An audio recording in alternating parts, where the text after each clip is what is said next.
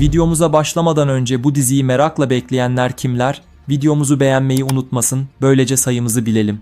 Öncelikle dizinin hikayesinden bahsedelim. Dizi, Yusuf adlı bir genç adamın etrafında şekilleniyor. Mert Ramazan Demir'in canlandıracağı Yusuf, nişanlısı Hazan ile huzurlu bir yuva kurup bir ev sahibi olmak için para biriktirmekte, bu yüzden geceleri taksi şoförlüğü yapmaktadır. Ancak beklenmedik bir aile dramı ve Hazan'ın trajik ölümü Yusuf'un hayatını alt üst eder. Yaşadığı acıların ardından Yusuf, sevdiği kadının ölümünün sorumlularından intikam almaya karar verir. Yusuf'un hedefinde ise zengin bir ailenin kızı Dila vardır.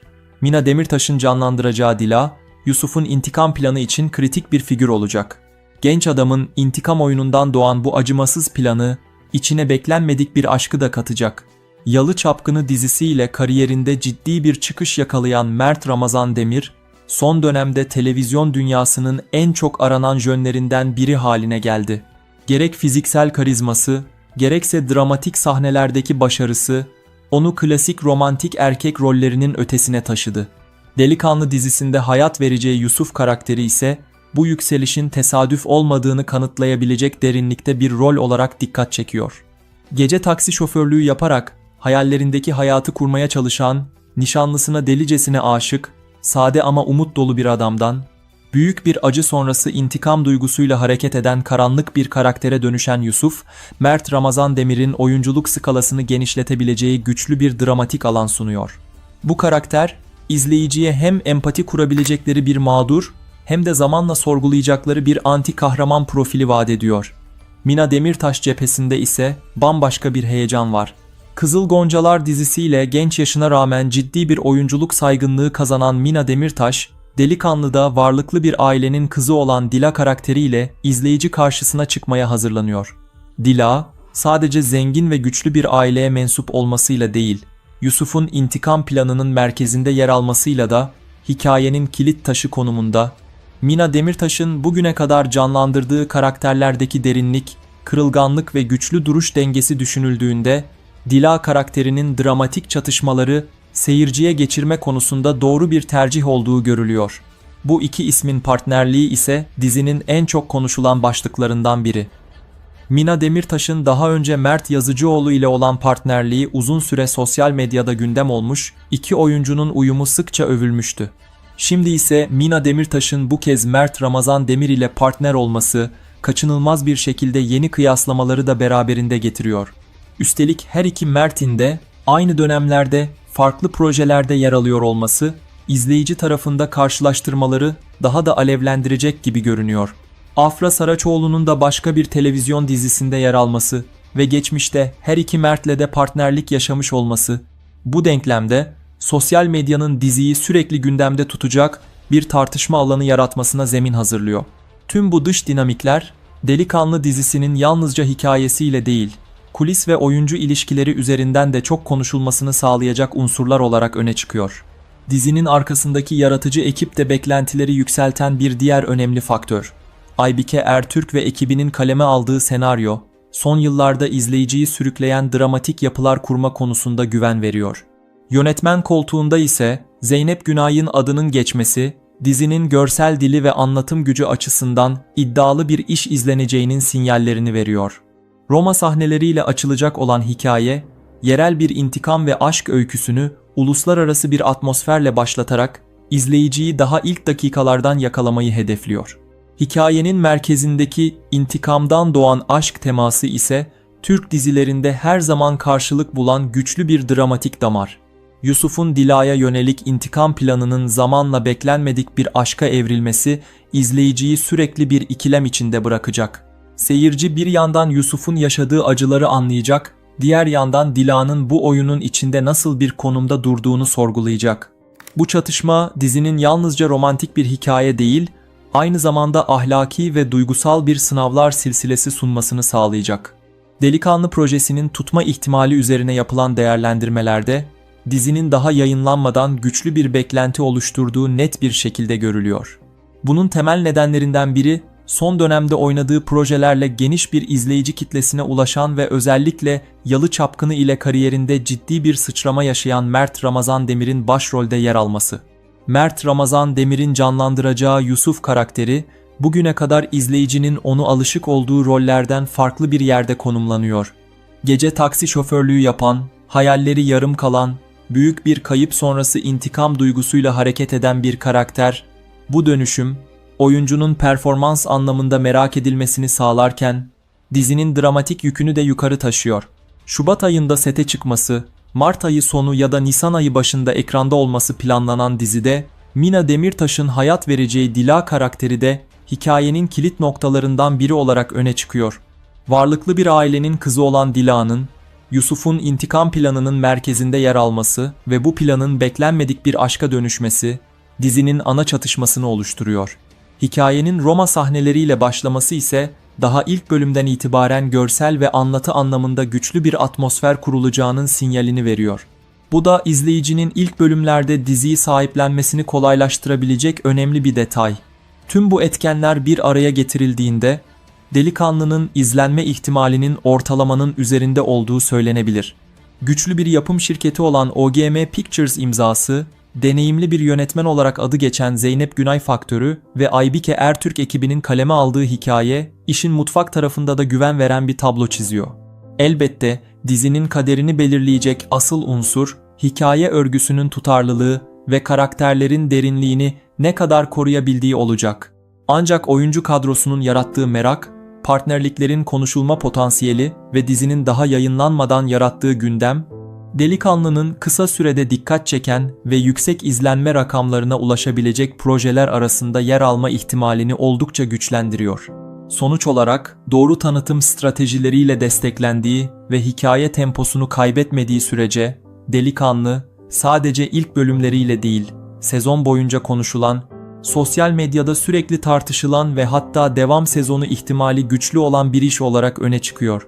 Henüz resmi yayın tarihi ve kanalı netleşmemiş olsa da, dizinin daha başlamadan bu kadar konuşuluyor olması bile, projenin izleyici karşılığının güçlü olabileceğine dair en net işaretlerden biri olarak dikkat çekiyor. Peki sizce Delikanlı dizisi başarılı olabilecek mi? Sizler de bu konudaki düşüncelerinizi yorumlar kısmına yazmayı unutmayın.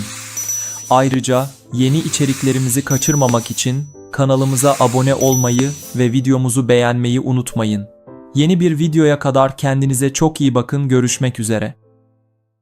Bugün bu halde, bu karmaşanın tam ortasında debelenmemin tek sebebi hayallerimi çalan o adam. Hayat bu. Asla hayallerinden vazgeçmeyeceksin, asla. Piyasanın ifadesini almaya gidiyorum. Davul bile dengi dengine yani, kusura bakma. Yalnız adam bayağı yakışıklıymış. Ben seni daha tanımadan tek bir şey yolunda gitmedi benim hayatımda. Yeni dizi Bize Bir Şey Olmaz yakında. Herkese merhaba. Bize Bir Şey Olmaz, Miray Daner ile Mert Ramazan Demir'in başrollerini paylaştığı yeni bir dijital dizi olarak dikkat çekiyor. Her iki oyuncu da son dönemin başarılı yapımlarında boy gösterdi. Miray Daner en son Hudutsuz Sevda dizisiyle, Mert Ramazan Demir ise Yalı Çapkını ile geniş kitlelere ulaşmıştı. Dizide Miray Daner, bir yayın evinde editörlük yapan zeki ve parlak genç bir kadın olan Lali, Mert Ramazan Demir ise kadınları peşinden koşturan popüler bir mekan işletmecisi Aktan'ı canlandıracak. Yapımcılığını Asena Bülbüloğlu'nun üstlendiği MF Yapım imzalı projede senaryo Pınar Bulut'a, yönetmenlik ise Neslihan Yeşilyurt'a emanet. 8 bölümlük dizinin çekimleri 2025 yazında İstanbul'da başladı ve planlandığı gibi 2025 Ekim'ine kadar tamamlanması hedefleniyor. Videomuza başlamadan önce bu diziyi merakla bekleyenler kimler? Videomuzu beğenmeyi unutmasın. Böylece sayımızı bilelim. Öncelikle dizinin hikayesinden bahsedelim. Dizinin merkezinde birbirinden günle gece kadar zıt karakterlere sahip Lal ile Aktan var. İkili bir partide tanışıyor ve aralarındaki güçlü çekim kısa sürede tutkulu bir aşka dönüşüyor. Lal hayatını tamamen düzene koymuş disiplinli bir editördür. Aktan ise özgür ruhlu bir genç adam olarak çevresindeki kadınlara çapkınca tavırlar sergileyen bir eğlence mekanı işletmecisidir. Haber kaynakları Lal ile Aktan'ın aşkının tutkulu ama tehlikeli bir hikaye olarak anlatılacağını aktarıyor. Dizinin yayımlanan tanıtım fotoğraflarından bir karede Lal ile Aktan karakterleri arasındaki tutkulu an gözler önüne seriliyor.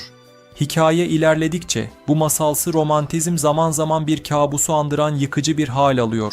İkili, aşk uğruna hayatlarındaki tüm planları altüst edecek hamleler yapıyor. Dizi, bazı aşklar neden bitmiyor sorusunu soran bir temayla aşkın farklı halleriyle izleyicileri yüzleştirecek gibi görünüyor. Dizideki başlıca karakterler ve onları canlandıran oyuncular şunlardır. Lal, Miray Daner tarafından canlandırılıyor. Bir yayın evinin hırslı ve zeki editörü olan Lal, hayatını kontrol altında tutmaya alışmıştır. Ancak karşısına Aktan çıktığında tüm dünyası altüst olur ve kendini beklenmedik bir tutkunun içinde bulur. Aktan, Mert Ramazan Demir tarafından canlandırılıyor. Gece kulübü işleten, çekici ve hayata karşı ılımlı bir karakter olan Aktan, adeta özgürlüğün simgesidir. Lal ile tanışmasıyla daha önce hiç hissetmediği kadar yoğun bir aşka kapılır. Bize bir şey olmaz, başrollerin yanı sıra Yelda, Muzo, Hare, Ekin, Eşref ve Meriç gibi karakterleriyle arkadaş çevresinden de destek buluyor. Bir önceki yıllarda büyük ilgi gören Dünya ile Benim Aramda dizisinin evreninden esinlenen Bize Bir Şey Olmaz, aynı samimi duygu yoğunluğunu dijital platforma taşıyacak. Projenin çekimleri 2025 yazında İstanbul'da başladı. Ekip şehirde çeşitli mekanlarda çalışmalarına devam ediyor. Ekim 2025 itibarıyla 8 bölümün tamamlanması planlanmış durumda. Bir anlatımla sunma potansiyelinde yatıyor. Bu da dizinin yalnızca bir dram değil, aynı zamanda karakter derinliği yüksek bir dönüşüm hikayesi olacağını gösteriyor. Bu hikayeyi güçlü kılan en önemli unsur ise başrol için adı geçen isim Neslihan Atagül. Daha önce oynadığı projelerde duygusal yoğunluğu yüksek karakterleri başarıyla canlandıran Neslihan Atagül'ün bu tarz bir hikayede yer alması, karakter ile oyuncu arasında doğal bir uyum oluşacağını düşündürüyor. Uzun süredir ekranlardan uzak olması ise bu projeyi yalnızca bir rol değil, aynı zamanda güçlü bir geri dönüş fırsatına dönüştürüyor. Bu da izleyici açısından beklentiyi katlayan en önemli unsurlardan biri. Ancak asıl büyük etkiyi yaratabilecek olan detay, onun partneri olacak isim. Burada en çok konuşulan ihtimal ise Burak Özçivit. Eğer bu iki oyuncu yeniden bir araya gelirse, bu durum yalnızca bir casting tercihi değil, doğrudan dizinin kaderini belirleyecek bir hamle olacaktır. Çünkü bu ikili daha önce birlikte yakaladıkları uyumla yalnızca Türkiye'de değil, birçok farklı coğrafyada da geniş bir izleyici kitlesine ulaşmayı başarmıştı. Neslihan Atagül, 2015-2017'de Burak Özçivit ile başrolü paylaştığı Kara Sevda'daki performansıyla tüm dünyada beğeni toplamıştı. Hatta dizi 110'dan fazla ülkede yayınlanmış, 2017 Uluslararası Emmy ödülünü kazanmıştı. Dolayısıyla Neslihan Atagül'ün adı Karakuyu ile anıldıkça sosyal medyada ciddi bir heyecan oluştu. Kendisi de son röportajlarında "Şu an için herhangi bir projede yokum ama yeni senaryoları okuyorum" diyerek yakında ekrana dönebileceğine işaret etmişti. Erkek başrol için ise ismi sıkça söylenen Burak Özçivit, Neslihan Atagül'ün Kara Sevda'daki partneri olarak hafızalara kazınmıştı. Resmi bir duyuru olmamasına rağmen bu ikilinin yeniden bir araya gelmesi durumunda Kara Sevda hayran kitlesinin diziye yoğun ilgi gösterebileceği öngörülüyor. Zira Kara Sevda, başta Latin Amerika olmak üzere çok sayıda ülkede izleyici kitlesi bulmuş ve Türk dizilerini dünya çapında tanıtan öncü yapımlardan biri olmuştu. Diğer yandan OGM'nin bu projesinde genç kuşak oyuncular da yer alabilir. Önceki haberlere göre oyuncu görüşmelerinin başladığı, kadronun şekillenme aşamasında olduğu biliniyor. İşte bu noktada ortaya çıkan şey yalnızca bir partnerlik değil, adeta bir fenomenin yeniden doğma ihtimali. Bu ihtimal bile dizinin daha yayınlanmadan konuşulmasını sağlıyor. İzleyici açısından bakıldığında ise merak duygusu en üst seviyeye çıkıyor. Bu ikili tekrar bir araya gelecek mi? Eğer gelirse nasıl bir hikayede buluşacaklar? Eski uyumu tekrar yakalayabilecekler mi? Gibi sorular dizinin en büyük tanıtım gücüne dönüşmüş durumda. Bu tür projelerde merak duygusu izlenmenin en temel tetikleyicisidir. Karakuyu dizisi ise bu merakı henüz hiçbir sahne yayınlanmadan yaratabilmiş durumda. Bu da projenin başlangıç avantajını oldukça yukarı taşıyor. Dizi 2026 sezonunda ekrana gelmesi beklenirken Ocak ayında artan maliyetler ve kanal projeleri arasındaki sıkışıklık nedeniyle yeni sezona ertelendiği biliniyor. Dizinin ertelenmiş olması bile aslında dezavantajdan çok avantaja dönüşmüş durumda. Çünkü ertelenen projeler genellikle beklentiyi düşürmek yerine artırır. İzleyici zihninde beklenen iş algısı oluşur ve bu da ilk bölüm izlenmelerine doğrudan etki eder. Özellikle doğru partnerlik kurulursa, yani Neslihan